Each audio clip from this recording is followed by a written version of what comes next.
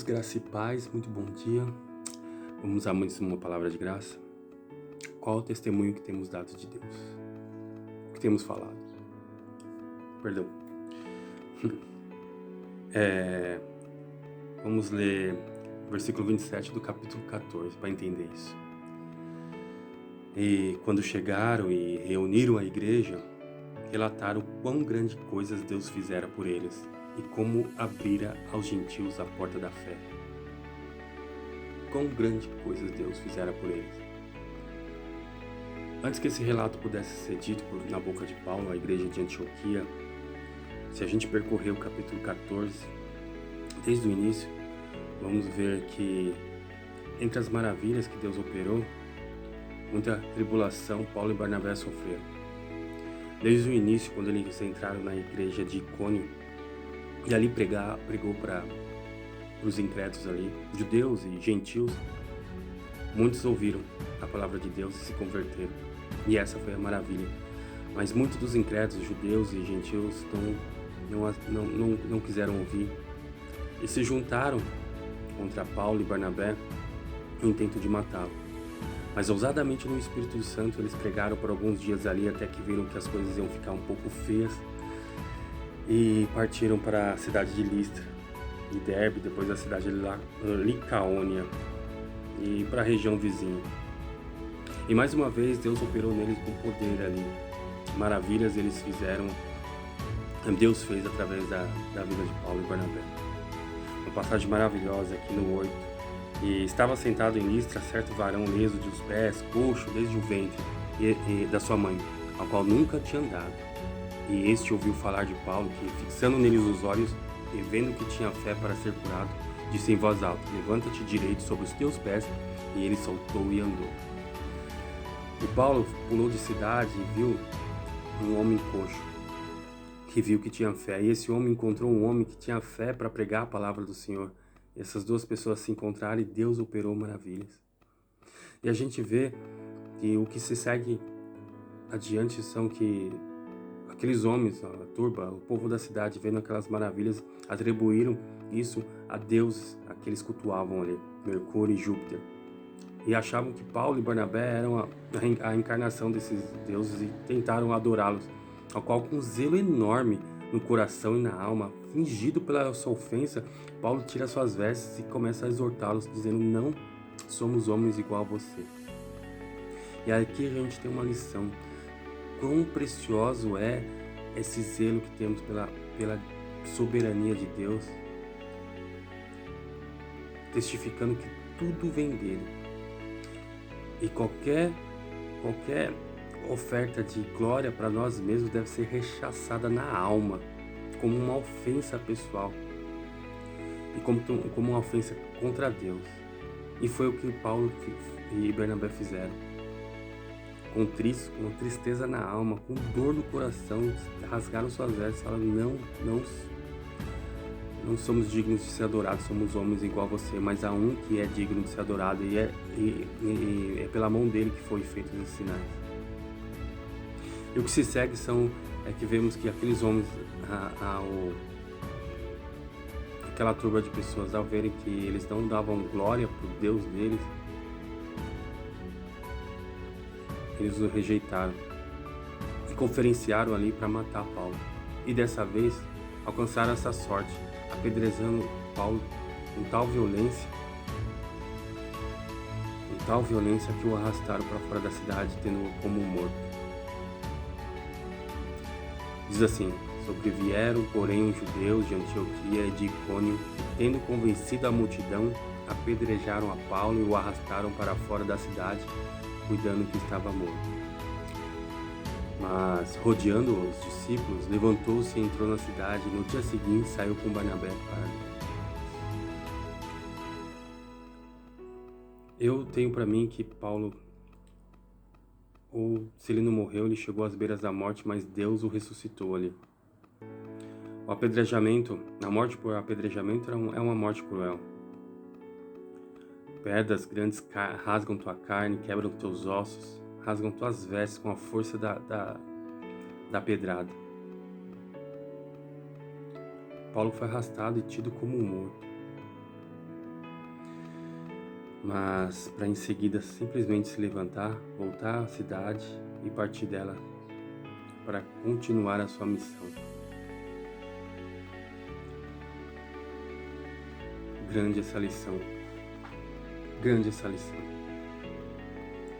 Quantas vezes não somos apedrejados pelo caminho e ficamos sentados como mortos, nos condoendo e às vezes culpando a Deus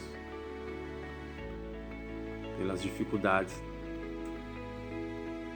pelas aflições que nos foi garantida que teríamos. E esquecemos que muito maior é o amor que nos cobre dessas aflições. Paulo não esqueceu disso. Não só esqueceu, como ele continuou sua missão, indo de cidade em cidade, pregando, levantando igrejas, levantando obreiros para a sua obra, orando e jejuando, passando de Píside para Panfilha, para Perge, para Atália, de cidade em cidade, com as marcas no seu corpo, pois o mundo vai nos deixar marca por pregar o Evangelho, porque esse mundo não entende. Esse mundo jaz no maligno e tudo que é luz ofende aos olhos desse mundo. Mas cabe a nós ser instrumento de Deus para resgatar muitos dos que estão perdidos e que precisam ter os olhos abertos. Mas esses mesmos, antes de terem os olhos abertos, vão nos ferir. Vamos levantar, sacudir a poeira e continuar?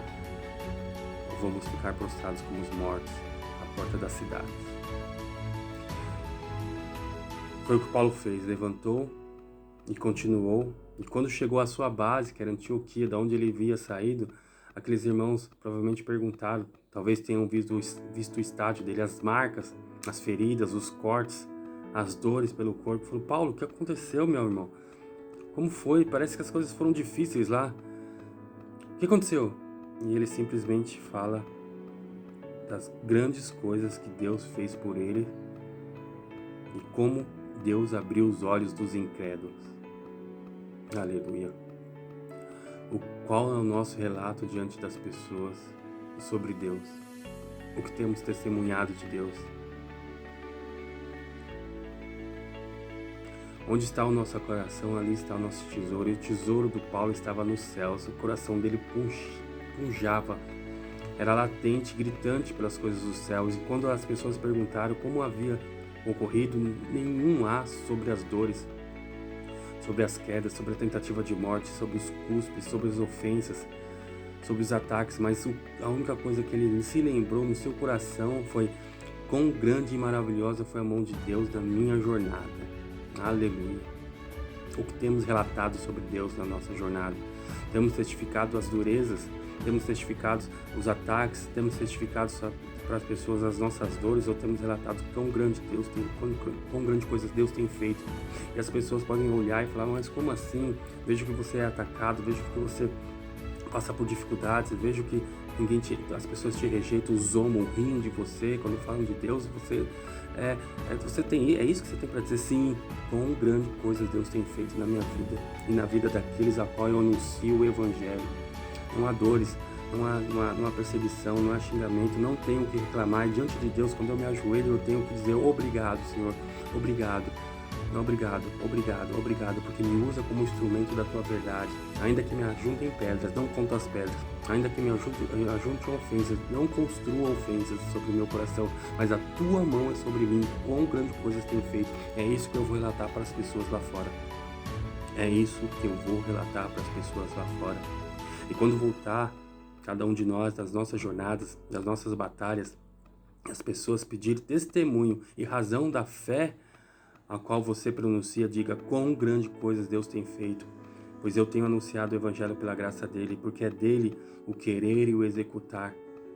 Essa vontade de falar de Deus, essa vontade de pregar a palavra, essa vontade de anunciar as suas maravilhas, essa vontade de enfrentar o mundo é dada por Deus. E o executar é dada por Deus. Então, quão grandes maravilhas eu tenho que relatar.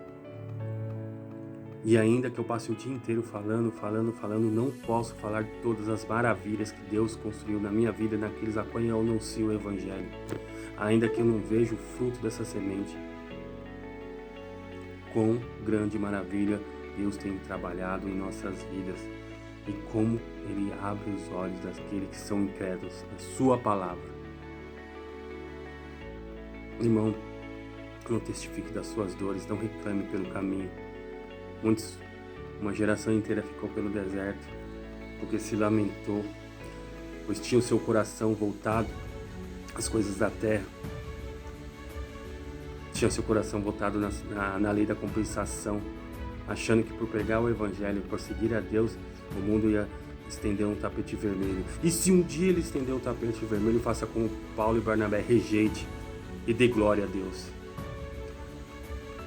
Não conte as pedras pelo caminho, mas testifique da maravilhosa luz de Deus sobre a sua vida. E quando chegar aonde deve chegar e perguntarem a você como foi a jornada, ainda que esteja sangrando, ainda que esteja com as marcas da estrada no seu corpo, diga: irmão, olha para mim, preciso te falar, eu preciso te falar o que eu passei, eu preciso te falar o que aconteceu, pois foi grande as coisas que Deus fez na minha vida.